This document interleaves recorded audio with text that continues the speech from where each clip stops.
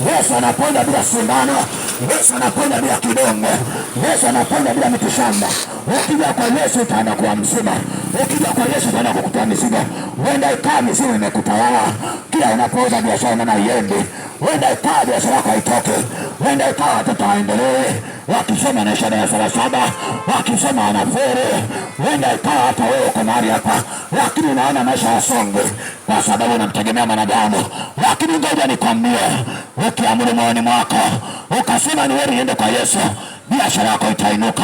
Hautaona wachawi, hautaona washirikina, hautaona waganga, hautaona Maimuna, hautaona Subiana, hautaona Sharifa, hautaona akina Angela, hautaona mapepo. Maana Yesu ni mtenda miujiza. Ana uwezo wa kubadilisha maisha yako. Ana uwezo wa kukutoa mapepo. Ana uwezo wa kukutoa machini. Lakini ukienda kwa mwanadamu atakusaidia leo, kesho tatizo liko pale pale. Haleluya, haleluya. Bwana Yesu asifiwe. Ngoja nikwambie, kuna siku moja nikiwa maeneo ya Mkwajuni, binti mmoja alikuwa anakimbia huko uchi kabisa mnyama. Vijana anasema mbuzi amefia kwa muuza supu. Wana anapoona vijana mwingine anateseka, vijana anafurahia. Binti nikamkuta uchi kabisa anakimbia, nikamkamata ile binti, nikaanza kumwombea, mapepo akaripuka. Akasema mimi na bibi yangu. Nikasema twende kwa bibi. Nikaenda kwa bibi yake. Bibi nilipofika mlangoni akakimbia kwanza, baadaye akarudi akasema karibu wageni. Akasema karibu wageni.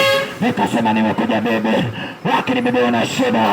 Wao kijana anasema mimi naishi na bibi mimi, lakini naishi na maisha magumu, naishi maisha ambayo siyawezi. Kumbe bibi alimloga mjukuu wake ili apate faida. Nikwambia jamani, nyakati za mwisho ni za hatari. Nikwambia nyakati za mwisho ni za hatari. Watu wenye kujipenda wengine wanajipenda wenyewe, wanapenda maisha yao, wanapenda fedha kuliko wanadamu, wanapenda maisha mazuri kuliko wanadamu. Akamloga mjukuu wake ili apate fedha. Nikasema bibi, leo Yesu amekuja kukubadilisha. Leo utaokoka, utaacha uchawi. Leo utaokoka, utaacha ushirikina. Leo utaacha unakuloga wengine, utaacha ulosi. Tukaanza kumwambia ile bibi. Bibi akalipuka mapepo. Bibi akalipuka mapepo, maana alikuwa ni mchawi.